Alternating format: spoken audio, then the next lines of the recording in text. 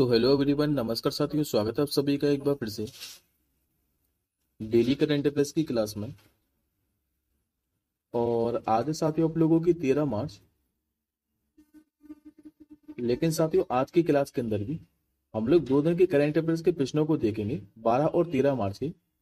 क्योंकि साथियों कल क्या है कि आप लोगों की करंट अफेयर्स की क्लास नहीं आई थी, तो आज की क्लास के अंदर हम लोग 2 दिन के करंट अफेयर्स के प्रश्नों को डिस्कस करेंगे। तो चलिए बिना किसी देरी के अब हम लोग क्लास को शुरू करते हैं। लेकिन उससे पहले एक बार मैं आपको 11 मार्च के करंट अफेयर्स के प्रश्नों को क्विकली रिवाइज करा देता हूँ, मात्र 2 मिनट के अंदर। उसके बाद हम लोग आज के प्रश्नों को डिस्कस करेंगे। तो जैसा कि साथियों याद करिए, लास्ट क्लास के अंदर मैंने आप लोगों को पढ़ाया था कि जो चापचारकूट फेस्टिवल है ये किस भारतीय राज्य में मनाया गया, तो मिजोरम के अंदर। कंप्यूटर के नोबेल पुरस्कार के रूप में अभी जो एम ट्यूरिंग अवार्ड है 2024, ये किसे प्रदान किया गया था? तो ये दोस्तों 2 व्यक्तियों को दिया है। एक का नाम है एंड्रयू बार्डो और दूसरे व्यक्ति का नाम है रिचर्ड सटन। तीसरा क्वेश्चन मैंने आपको पढ़ाया था कि बाद में भी किस मिसाइल का नाम बदलकर जो गांडीव है ये रखा गया है? तो ये रख दिया दोस्तों अस्त्र MK3 मिसाइल का नाम बदलकर। मध्य प्रदेश के भी किस राष्ट्रीय उद्यान को भारत का 58वां बाघ अभ्यारण्य घोषित कर दिया है? तो माधव राष्ट्रीय उद्यान को। ट्रोपेस अभ्यास के बारे में बताया था मैंने आपको। इसका जो आयोजन है ये भी जनवरी से लेकर मार्च 2025 तक किया गया है। दिल्ली में जो दोस्तों जो महिला समृद्धि योजना शुरू की गई थी, इसके तहत जो मासिक वित्तीय सहायता राशि दी जाने वाली है, ये कितनी दी जाने वाली है? तो हर महीने दोस्तों 2500 रुपए की सहायता राशि दी जाएगी। अभी ब्रांड फाइनेंस इंश्योरेंस की 2025 की रिपोर्ट जारी की गई थी और इस रिपोर्ट के अनुसार जो LIC है ये दुनिया की तीसरी सबसे ब्रांडेड कंपनी बनी थी। अभी किस शहर में मार्च 2025 में जो वेब से शिखर सम्मेलन है ये आयोजित किया जाएगा? तो महाराष्ट्र के मुंबई के अंदर।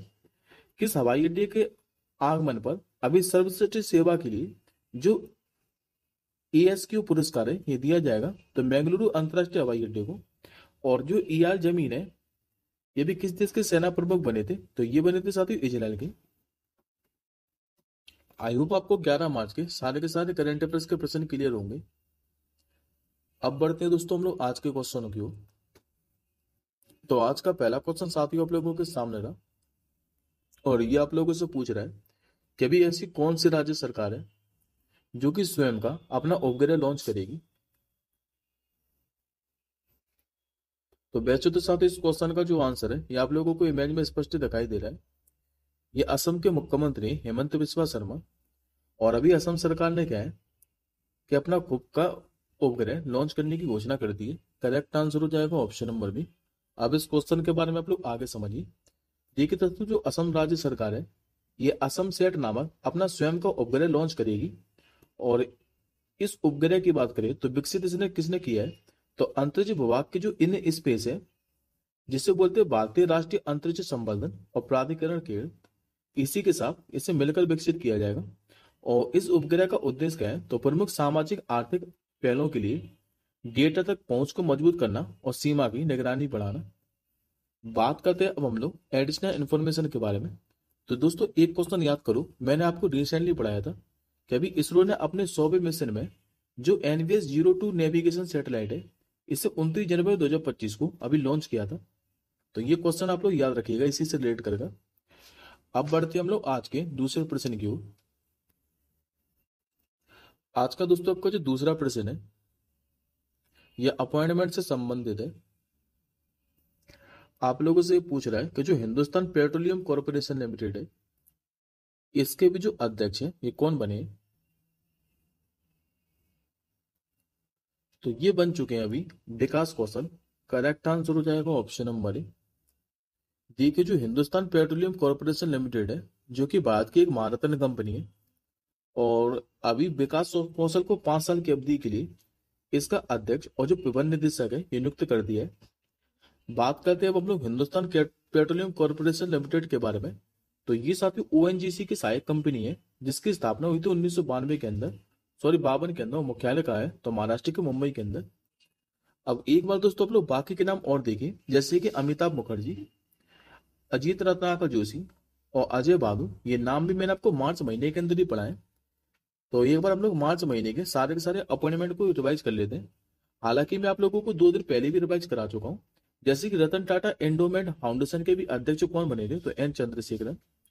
यूनिलीवर के मैंने आपको नए सीईओ बताए थे, ये फर्नांडो फर्नांडिस बने थे। बार काउंसिल ऑफ इंडिया के अध्यक्ष बताए थे मैंने आपको, ये मनन कुमार मिश्रा बने थे।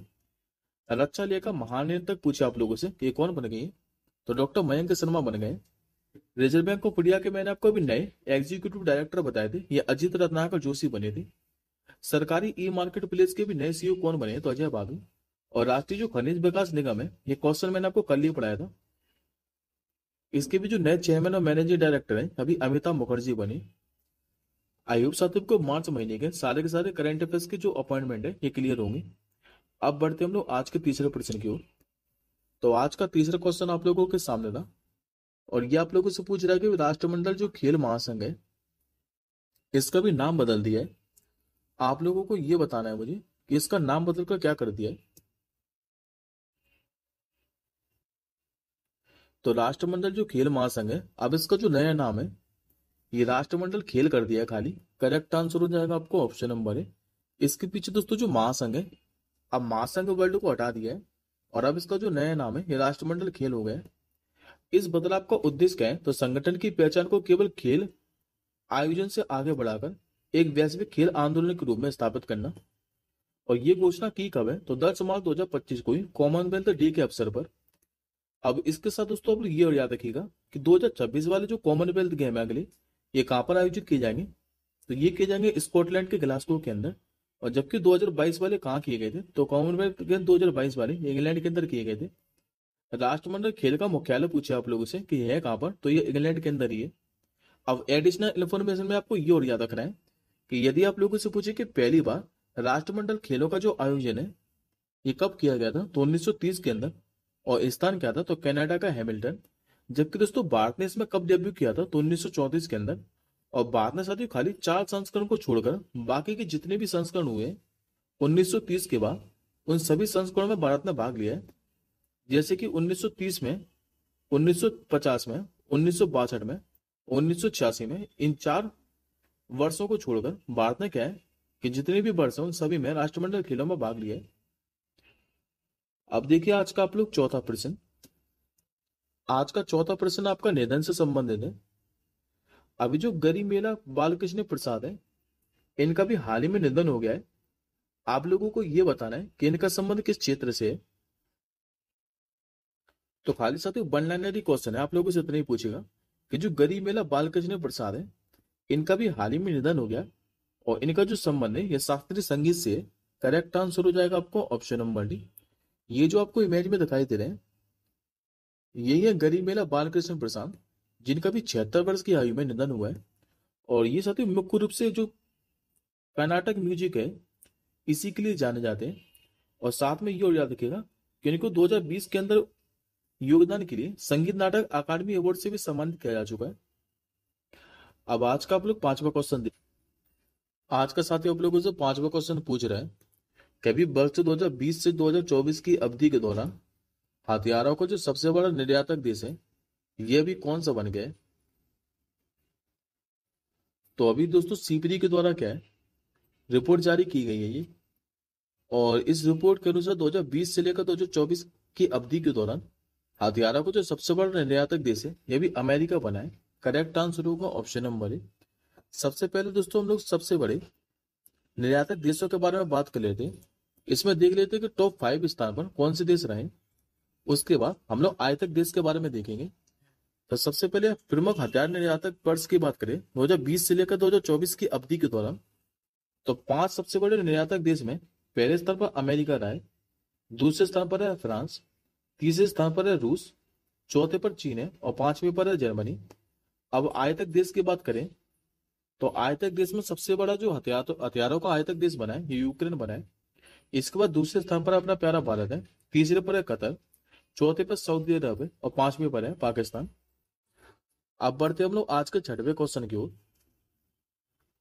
आज का साथियों आपका जो 6वां क्वेश्चन है ये दिवस से संबंधित है। धूम्रपान जो निषेध दिवस है ये 2025 में कब मनाया गया।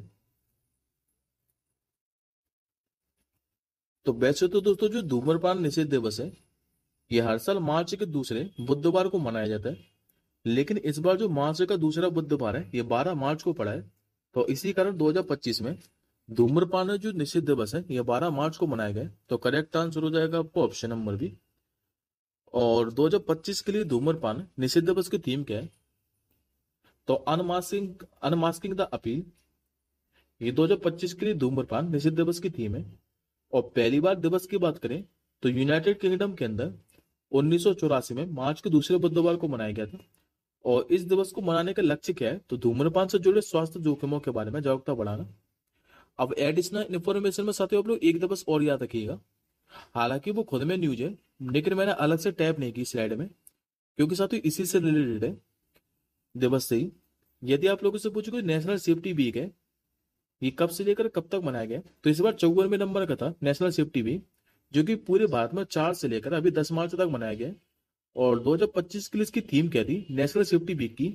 तो safety and well being crucial for विकसित भारत। ये 2025 के लिए नेशनल सेफ्टी वीक की थीम थी। अब बढ़ते हम लोग आज के 7वें क्वेश्चन की ओर। आज के 7वें क्वेश्चन पर साथियों आप लोग स्टार मार्क कर लीजिए। आप लोगों से पूछ रहा है कि भारत की पहली जो हाइड्रोजन ट्रेन है ये भी किस मार्ग पर चलने वाली है। हालांकि दोस्तों इस क्वेश्चन के बारे में मैं आपको कई बार पढ़ा चुका हूं, लेकिन क्या है कि अभी 31 मार्च से ये चालू होने वाली है। और ये किस रूट पर चलेगी? तो हरियाणा के जिंद से लेकर सोनीपत के बीच में। करेक्ट आंसर होगा ऑप्शन नंबर डी। अब हम लोग भारत की पहली हाइड्रोजन ट्रेन के बारे में समझ लेते हैं। तो ये दोस्तों हाइड्रोजन ईंधन सेल का उपयोग करेगी। और इससे होने होगा क्या? तो इससे कार्बन उत्सर्जन कम होगा और ध्वनि प्रदूषण में भी क्या है कि कमी आएगी। अधिकतम गति इसकी कितनी रहने वाली है हाइड्रोजन ट्रेन की? तो 110 किलोमीटर प्रति घंटा। और जबकि इसमें यात्री को बैठने की क्षमता कितनी है? तो 2638। अब ये तो दोस्तों भारत की पहली हाइड्रोजन ट्रेन के बारे में। लेकिन यदि आप लोगों से पूछे कि दुनिया की जो पहली हाइड्रोजन ट्रेन है ये कहां पर चली गई थी, तो ये सितंबर 2018 के अंदर जर्मनी के अंदर चली थी। और अभी मैंने आपको एशिया की पहली हाइड्रोजन ट्रेन के बारे में भी बताया था। ये एशिया की तो पहली हाइड्रोजन ट्रेन थी, साथ में विश्व की दूसरी हाइड्रोजन ट्रेन भी थी जो कि चीन के अंदर चली थी। तो ये आप लोग याद रखिएगा इसी से रिलेट कर। अब बढ़ते हम लोग आज के 8वें क्वेश्चन की ओर। आज का दोस्तों आपका जो 8वां क्वेश्चन है ये रैंकिंग से संबंधित है। अभी क्या है कि एक you government India value ranking 2025 जारी की गई है। और इस रैंकिंग के अनुसार जो प्रथम स्थान है यह भी किस कंपनी को मिला है? तो इसमें दोस्तों जो प्रथम स्थान है यह भी अमेजोन प्लस को मिला है। करेक्ट आंसर हो जाएगा ऑप्शन नंबर डी। अब इस क्वेश्चन के बारे में आप लोग आगे समझिए। ये जो साथियों रैंकिंग है you government India value ranking 2025 ये भी जारी की है। और इसमें अमेजोन की फर्स्ट रैंक आई है, जिससे ये इंडिया में मोस्ट वैल्यूएबल ब्रांड बन गई है। अब इसके बाद दूसरे स्थान पर कौन सी कंपनी रही है? तो फ्लिपकार्ट। जबकि तीसरे स्थान पर अमूल रही है। और अमूल को साथ ही टॉप 3 में शामिल होने वाला एक मात्र फास्ट मूविंग कंज्यूमर गुड्स भी माना गया है। अब देखिए आज का आपको आप लोग 9वां क्वेश्चन। आज का आपका जो 9वां क्वेश्चन है ये पुरस्कार से संबंधित है। और इस पे आप लोग डबल स्टार मार्क कर लीजिए। आप लोगों से पूछ रहा है कि हाल ही में वेटलैंड वाइज यूज के लिए जो रामसर अवार्ड है 2025 ये प्राप्त करने वाली पहली जो भारतीय है अभी कौन बनी है? तो ये दोस्तों मैं ऑप्शन में करेक्शन कर दूंगा। याद रखिएगा जयश्री वेंकटेशन बनी है। करेक्ट आंसर होगा ऑप्शन नंबर सी। अब इस क्वेश्चन के बारे में आप लोग आगे समझिए। देखिए जो केयर अर्थ ट्रस्ट की संस्थापक है जिनका नाम है जयश्री वेंकटेशन, इनको भी Ramsar award for wetland wild use के लिए सम्मानित किया है। और ये प्रतिष्ठित पुरस्कार पाने वाली पहली भारतीय भी बनी है। और ये पुरस्कार दोस्तों इनको दिया क्यों है? तो सस्टेनेबल वेटलैंड मैनेजमेंट में असाधारण योगदान के लिए। अब बात करते हैं हम लोग रामसर अवार्ड के बारे में।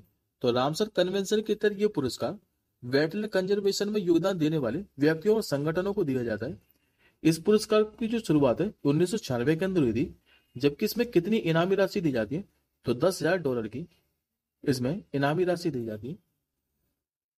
अब देखिए आज का आप लोग 10वां क्वेश्चन। आज के साथ आपको जो 10वां क्वेश्चन है ये भी रैंकिंग से संबंधित ही है। आप लोगों से पूछ रहा है कि दुनिया के 20 सबसे प्रदूषित शहरों में भारत के कितने शहर शामिल हैं? तो भारत में साथ ये भी 13 शहरों को शामिल किया है। करेक्ट आंसर होगा ऑप्शन नंबर ए। अब इस क्वेश्चन के बारे में भी आप लोग आगे समझिए। देखिए भी IQ एयर रिपोर्ट 2024 के अनुसार दुनिया के 20 सबसे प्रदूषित शहरों में भारत के 13 शहर शामिल हैं। और इसमें साथ ही जो मेघालय का बर्निंग हार्ट है ये शीर्ष पर रहा है। और कैपिटल की बात करें कि सबसे ज्यादा जो प्रदूषित कैपिटल है ये कौन सी रही है, तो भारत की राजधानी दिल्ली ही रही है। और रिपोर्ट में भारत को दुनिया में पूछे कि सबसे प्रदूषित देशों में कौन सा स्थान मिला है, तो 5वें स्थान पर रहा है भारत। अब इन 13 शहरों को देखें तो 13 शहरों में खाली साथ ही टॉप 3 याद रख लीजिएगा। जैसे कि मेघालय का जो बर्निंग हार्ट है ये पहले स्थान पर है। कैपिटल में पूछे तो दिल्ली है पहले दूसरे स्थान पर। और तीसरे स्थान पर पूछे तो पंजाब का मुल्लानपुर है। और आखिरी 13वें स्थान पर बात करें तो उत्तर प्रदेश का जो ग्रेटर नोएडा है ये रहा है। अब बढ़ते हम लोग आज के 11वें क्वेश्चन की ओर। आज का 11वां क्वेश्चन ये आज की क्लास का आपका आखिरी क्वेश्चन है। और ये आप लोगों से पूछ रहा है कि जो खेलो इंडिया विंटर गेम है 2025, इसमें पदक तालिका में जो पहला स्थान है ये भी किसे मिला है। तो अभी साथियों खेलो इंडिया जो विंटर गेम है 2025, इसमें जो पदक तालिका है इसमें दूसरे स्थान पर जो रहा है ये सेना की टीम रही है। करेक्ट आंसर होगा ऑप्शन नंबर बी। अब इस क्वेश्चन के बारे में आप लोग आगे समझिए। देखिए दोस्तों, जो खेलो इंडिया विंटर गेम है 2025, इसका ये दूसरा भाग था जिसका आयोजन अभी 9 से लेकर 12 मार्च तक जम्मू कश्मीर के गुलमर्ग में किया गया था। और पहला भाग में आप लोगों को पहले ही पढ़ा चुका हूँ जो कि लद्दाख के अंदर किया गया था, जिसमें पहले भाग में लद्दाख क्या है कि शीर्ष स्थान हासिल किया था, जिसने 4 गोल्ड मेडल सहित 7 पदक जीते थे कुल। अब बात कर लेते हैं दूसरे भाग के बारे में कि दूसरे भाग में पदक तालिका में कौन शीर्ष पर है। तो दूसरे भाग में पदक तालिका में सेना की टीम है शीर्ष पर, जिसने टोटल 18 मेडल जीते हैं। 18 में से देखोगे तो आप लोग 7 तो जीते गोल्ड मेडल, 6 जीते सिल्वर मेडल और 5 जीते ब्रॉन्ज मेडल। इसके बाद दूसरे स्थान पर हिमाचल प्रदेश रहा है, जिसने टोटल 17 मेडल जीते हैं। 17 में से 5 तो जीते गोल्ड मेडल, 5 ही जीते सिल्वर मेडल और 7 जीते हैं इसमें ब्रॉन्ज मेडल। इसके बाद तीसरे स्थान पर लद्दाख रहा है, जिसने 7 जीते हैं टोटल मेडल। टोटल में से 4 तो जीते हैं गोल्ड, 2 जीते हैं सिल्वर और 1 जीता है ब्रॉन्ज मेडल। अब ये दोस्तों आज का आपका क्वेश्चन ऑफ द डे है। और इस प्रश्न का आंसर मुझे आप लोग कमेंट बॉक्स के अंदर बताइएगा कि अभी ग्लोबल टेररिज्म इंडेक्स 2025 जारी की है। और इस इंडेक्स के अनुसार भारत की जो रैंक है ये क्या रही है। और ये और बताइएगा साथियों कि ये जो ग्लोबल टेररिज्म इंडेक्स है 2025 ये किसके द्वारा जारी की गई है। इन दोनों क्वेश्चनों का आंसर मुझे आप लोग कमेंट बॉक्स के अंदर बताइएगा। और अब हम मिलेंगे जल्दी अगली क्लास के साथ ही, तब तक के लिए जय हिंद, वंदे मातरम।